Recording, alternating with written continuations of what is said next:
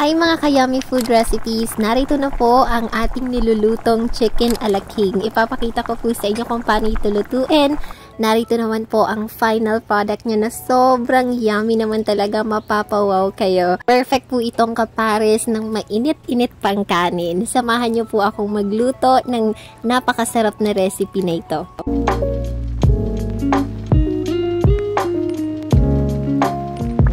Kung gusto mong gayahin ang ganitong klase ng recipe, narito po ang overview ng ating mga ingredients. Iisa-isahin po natin yan. Meron tayong dinurog na black pepper, onion, garlic.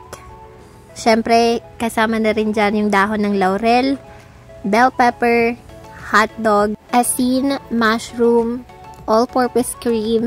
Meron din tayong cheese, tsaka dairy cream. Meron din tayong green peas at syempre yung bida natin, yung chicken. Isa na po tayong magluto, buksan lang ng kalan at iset ito sa low fire. Pagkatapos niyan, maglagay po tayo ng oil. Olive oil po ang gamit natin dyan, pero pwede kayong gumamit ng kahit anong oil. Next, kapag mainit na yung oil, ilagay na po natin ang ating dairy cream. Hayaan po nating matunaw ang ating dairy cream sa pamamagitan ng paghalo nito. Kung napapansin nyo po, mainit na ang ating mantika. Ang susunod naman ay isasaute natin ang bawang. Halu-haluin lang ng mabuti hanggang sa maging golden brown na ang ating bawang. Kung napapansin niyo, naluluto na yung ating bawang, kaya ang next nating ilalagay ay ang sibuyas. Isasaute din po natin ating sibuyas, kagaya ng kikita ninyo. Pagkatapos niyan, ilalagay na natin ang ating chicken. Pwede kayong gumamit ng breast chicken, pero sa luto natin ito, kahit anong klase ng chicken ay pwede. Yan, kalahating kilo po yan, pero kung gusto niyo yung 1 kilo or higit pa dyan, pwede naman. Next po nating inilagay ay ang asin. Tapos yung ating bell pepper. Ang bell pepper po kasi ay nakakadagdag ng kulay, aroma at lasa sa ating niluluto. Tansyahin nyo na lang din po ang paglagay ng asin. Huwag po nating masyadong damihan para hindi maging maalat. Next, ang lagi natin ay ang dahon ng laurel. Another way para maging flavorful at mabango ang ating niluluto. Kung napapansin nyo po, kumukulo na yung oil natin, ibig sabihin mainit. So, takpan po muna natin siya at hayaan natin for about 5 minutes. Pagkatapos nyan, buksan na natin. Kung mapapansin nyo po, medyo naluluto na yung ating chicken. So, maglagay na po tayo ng mushroom. Pagkatapos nyan, ilagay na natin ating cheese. Haluin ng maigi.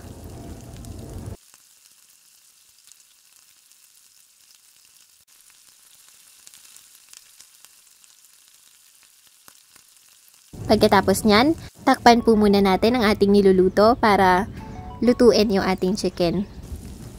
Ngayon, buksan na ulit natin dahil medyo kumukulo na po. So, magdadagdag lang po tayo ng tubig para hindi masyadong malapot yung ating chicken a la king. Kakaunting tubig lang po ang inyong ilagay, huwag yung sobra. Yung nalagay po natin ay kalahating tasa lamang. Takpan po ulit natin at hayaan nating kumulo ang ating niluluto.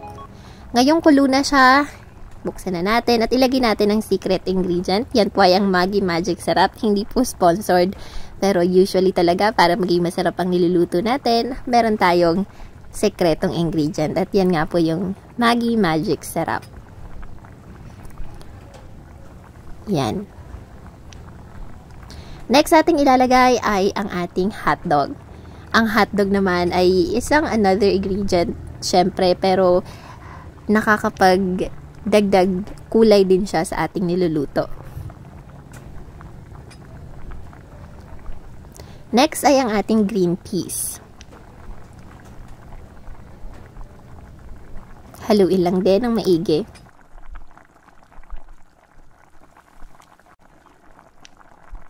Pagkatapos niyan, ilagay na natin ang ating bell pepper. Tingnan nyo naman, ang sarap niya ng tingnan kahit wala pa yung krema.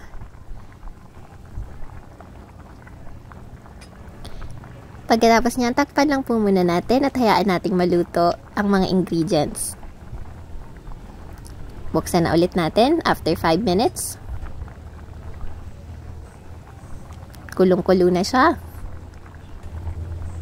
Ilalagay na po natin ang krema. Ito na yung last na ingredient na ilalagay natin. Haluin lang pong maigi para ma-absorb ng ating niluluto itong last na ingredient na meron tayo.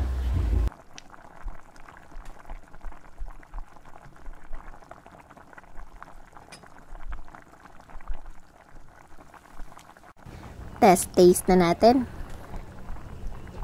So, masarap na po itong ating pagkakaluto. Hindi na natin kailangan dagdagan ng iba pang ingredients ko. Pero kung natatabangan po kayo sa inyong niluluto, halimbawang sinusundan nyo yung steps, pwede naman kayo magdagdag ng asin.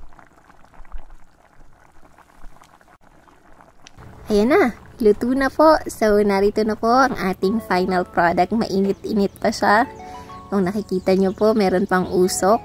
Perfect sa kanin. Kung may comment po kayo, comment nyo lang po. Eating. Until next time. Bye!